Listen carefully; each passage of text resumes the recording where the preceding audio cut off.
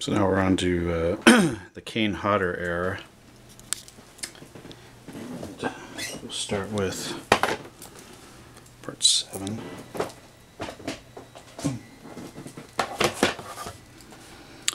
So Friday the 13th part 7. Now this was one. Now again, like I said before, when I found out that C.J. Graham did not get to reprise his role in this film as Jason, I was a little disappointed. Again, a lot of people would say, what's the big deal? It's somebody in a mask playing the character. Does it really matter who plays him? And for me it did, because I was a young kid and I had loved part 6 so much that I had wanted that actor to continue playing Jason. But once the movie kicked in, I remember seeing this opening night and seeing Kane Hodder play Jason, I realized that he was amazing. Like I said, he still can't beat CJ for me, but Kane Hodder is an amazing, amazing actor and did a great job at catapulting Jason into this tank of a character. And I mean, there's so many great scenes in this film, and I think it's a testament to Kane as an actor and just what he's willing to do physically. The scenes that come to mind, especially, when he's resurrected by Tina the psychic.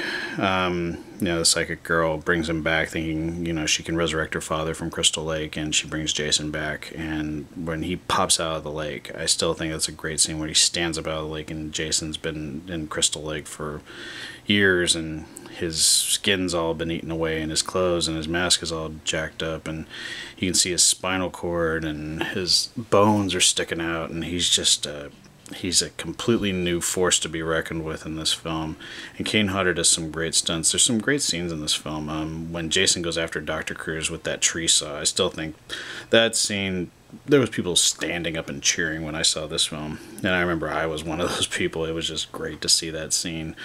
And the scene where Jason chops the girl on the head with the axe at the door, and when the roof crashes down on him when he fights Tina in the house and she knocks him through the stairs. And I mean, there's just some great stunt work in this film, and you could just tell Kane Hodder was having a blast playing this character, and he loved doing it. And John Carl Buechler did a great job directing it. It's not my favorite Friday the 13th film, but it's another one where I've grown to really appreciate it over the years, and I think it's because there was so much heart that went into this film. I mean, Buechler and Kane Hodder really put their all into this film, and it's unfortunate that Paramount and the MPAA and wouldn't let them release the cut of the film that was originally shot. I mean, we've seen from the cut footage that this was going to be a very violent, no holds barred Friday the 13th film, and the fact that it was so trimmed and hacked, it's just like, it's a shame, because it is amazing. Some of the stuff that was cut out was just so over the top amazing. I wish that they could have kept some of this gore into it. But great performances in this. Lark Park Lincoln was great as Tina. I thought Terry Kaiser was great. Sleazy as Dr. Cruz. And then, Kane Hodder, you can't say nothing but great things about him. It was unfortunate that Harry Manfredini, this was the first one where his music was, there was some stock music used for this, but Fred Mullen actually took over, who had been doing the Friday the 13th TV series, and did the music for this. So that was the only thing that was a little bit, not as strong as the other ones. Manfredini's music is Friday the 13th, and for it not to be in it, it was a shame.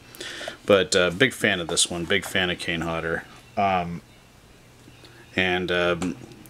I said, I've grown to really appreciate this one more over the years.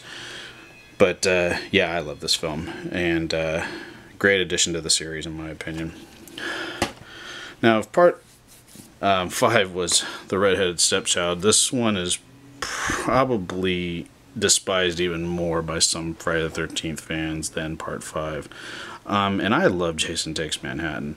Yes, I know most of it takes place on a cruise ship, and that wasn't any fault of the director or the screenwriter. But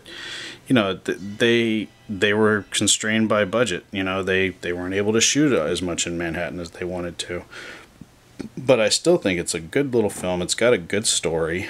Of course, Kane Hodder came back to play Jason a second time and did an amazing job. And if this was going to be the last Friday the 13th in the series, it does make sense the way the ending is. Some people didn't like it, you know, with Jason being, you know, devoured or dissolved in toxic waste, and then seeing the little boy at the end that had drowned in Crystal Lake all those years at the end. A lot of people weren't fans of that. I actually thought it was kind of interesting, and you know, putting a different little spin, it actually brought back some of the mythos that had been sort of lost in the previous sequels, you know, with Jason drowning, and you know, the fact that he was at the bottom of the lake for so long, and you know, that his spirit was almost trapped inside this killer. I thought that was really interesting that they decided to go that route with this one and kind of end it there. I mean, they could have ended the series with this one if that's the way they were going to go out. But there's some great stuff in this. The boxing on the rooftop scene is great. There's also some good scenes where Jason is pursuing some of the people on the cruise ship. There's just some. It's just a fun little film, and I was a big fan of this one. I was a big fan of the scenes in New York, especially in Times Square, where Kane Hodder is standing there as Jason in the middle of Times Square. I mean, that's just amazing. I wish I could have been there to see them shoot that. But yeah, I've always liked this film, and I don't understand why it gets the drubbing it gets. So a big fan of this one. Good film. Now, my least favorite Friday the 13th film is Jason Goes to Hell, the final Friday. I was happy that they continued the series. I was glad that New Line picked it up because New Line had had so much success with Freddy Krueger, and I felt like Paramount had kind of washed their hands of Jason and didn't want to do any more films, especially after the long gap between Part 8 and this one. I mean, it was like a 4 or 5 year gap. And then when this one came out, I was happy Kane Hodder came back to play Jason. And then when this film started and Jason is blown up and then he's jumping into bodies, and I just didn't. It was stupid. I just was not a big fan of this film. And it's just never really, I've never warmed up to it even over the years. It's just still one of those films that I just have a problem with. It's not a Friday the 13th film. And I know that Adam Marcus and Dean Loree were trying to do something different and make it a different film than the other Friday the 13th, but it just didn't work for me as a fan. I do like the ending of the film. I thought it was great to see Jason go to hell and the Freddy Claw come out and pull his mask into hell, sort of setting up Freddy versus Jason, even though we'd have to wait 10 years for it. But I just had a problem with this film. You know, I want to see Jason in my Jason films or my Friday the 13th, and the fact that Jason's in the film about 15-20 minutes, if you count all the, you know, reflections and things you can see of him throughout the film when other characters are possessed by him, just, yeah, it's just my least favorite. It's still not one that's grown on me. I still have problems with it. There's a couple of cool kills in it, but just not a big fan of this one. Have it just because I'm a completist, and you know, there are some cool things. I like the beginning and the ending. I wish I could cut out the rest of the movie, but yeah, it's just okay. Now I'm on to Jason X. So unfortunately, this would be Kane Hodder's last journey as the character. It's unfortunate that this was his last one. Jason X is actually a fun little film, but again, it's not the Friday the 13th that I love. There's a couple of really cool parts to it. I think the violence in this is amazing. I mean, I still think the scene where he sticks the woman's face in the nitrogen and smashes it is one of the greatest Jason kills ever. And I like the scene where they do the CGI Crystal Lake.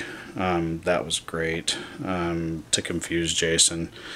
With some good stuff. And Kane as Uber Jason, I think, is amazing. I wish they would have had him do more. I mean, they had this big build up to this character, and then he really doesn't do a lot as Uber Jason. But unlike some people, I actually do like this film. I think it's 1,000 times better than Part 9.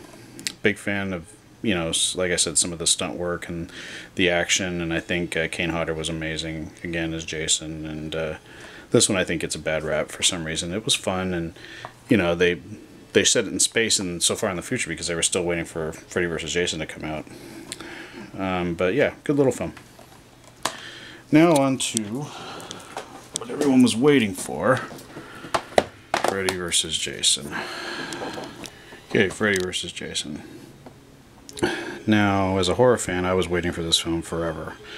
There was rumors that there was going to be a Freddy vs. Jason movie for about 15 years before this movie came out. Biggest disappointment was that Kane Hodder was not invited back to play Jason.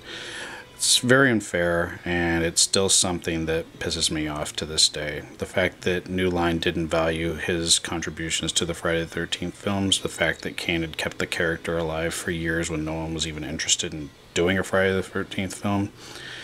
He was just as valuable to this film as Robert Englund was as Freddy. And it's a shame that he wasn't able to contribute to this at all. Even though Ken Kirsinger did a good job as Jason, I still, in my mind, this is Kane's movie, and I still try to, when I watch this film, I don't see Ken Kirsinger playing it, I see Kane. So, you know, Jason is Jason, but it should have been Kane's film. But aside from that, Freddy vs. Jason is a kick-ass film. I love it 100%. Next to Jason Lives, it's probably my second favorite Jason film. I love this film so much. It's fun. It's exactly what I wanted a sequel to be. It doesn't dick around with any of the backstories for other characters. It respects them and brings them into the focus of the story. Some of the acting is okay. I thought Kelly Rowland was kind of weak, but you know, the whole thing is like we wanted to see Freddy and Jason fight each other, and we get to see it in the dream world as well as in the real world, and I loved it. I have nothing bad other than Kelly Rowland's acting to say about this film, except the whole thing with Kane Hodder. I thought, Ronnie, you did a good job directing it. I love some of the references to the older films. I mean, they did a really good job. And I was hopeful that there would be more of these, but it looks like we were lucky to get this one. So, you know, I take it, you know, as a fan, I'm thankful that we got to see at least one Freddy vs. Jason film. And, of course, I have it on Blu-ray, too. Now, finally, the Reboot, which I love and big fan of. And I have 3 copies of it, 1 on Blu-ray, 2 on DVD. Derek Mears as Jason was amazing in this film. It's a real throwback to the original Friday the 13th films, has that feel to it, great acting in it, great direction as well. I've already talked about it, so I'm not going to go into too many specifics, but just a big fan of this. I've talked about it in another video, but I'm just a big fan of the Reboot, and I think it's my favorite remake of all time. I don't consider it a remake, it's a reboot, and great film. Nothing but good stuff here. And to tie this all up, the His Name Was Jason documentary, which is just as fun as the Friday the 13th film. Some people aren't as big of a fan of this as they are of the Never Sleep Again New Nightmare documentary. I actually prefer this one because it's silly and fun, just like the Friday the 13th films are. I like the His Name Was Jason a lot, but I mean, excuse me, I like His Name Was Jason. I like the Freddy one too, the Never Sleep Again, but this one's more fun, and I had a good time watching it, and it's got interviews from all the Jasons and a lot of the cast, and just a great time, and Tom Savini hosts it, and it's a good sort of cap off to the original series, as well as it talks about the reboot that was coming out at the time. Great documentary, love it. And that is it. I've covered all the Friday the 13th. I did it pretty fast, I think, for there being so many films in the series. I appreciate everybody sticking with me through this, and I promise to do one on Nightmare on Elm Street and Psycho. Those will be the next 2 I do. Hopefully I can get those out before Halloween, but I do promise to do a video before Halloween is here, which is coming up tomorrow. So thanks a lot, guys, and until next time, take it easy.